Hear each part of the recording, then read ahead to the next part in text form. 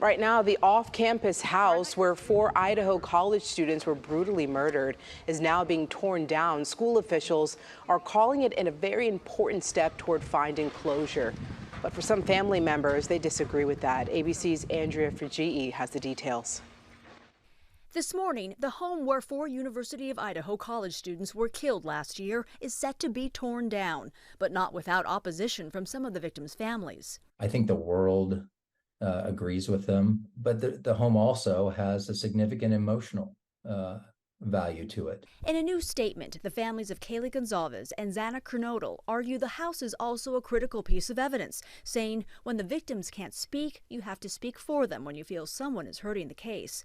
They say having access to the house could eventually help with key questions, such as could the surviving roommates hear a dog barking from the third floor? Screams? Can you hear those same sounds from the bottom apartment? Gonzalez, Kernodle, Ethan Chapin, and Madison Mogan were found stabbed to death in the home in November last year.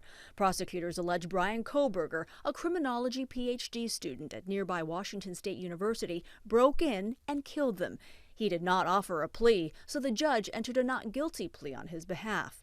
The FBI recently canvassed the home in October, gathering data to create visual aids that can be used during the trial. Visual aids, they provide more information that allow for the understanding of photographs and videos. They can provide measurement. They can provide the location of walls, for example, or the directions of cameras. The University of Idaho owns the home and says it represents a grim reminder of the murders, saying it is time for its removal and to allow the collective healing of our community to continue. Meanwhile, a trial date for Koberger has still not been scheduled, an added frustration for the victims' families.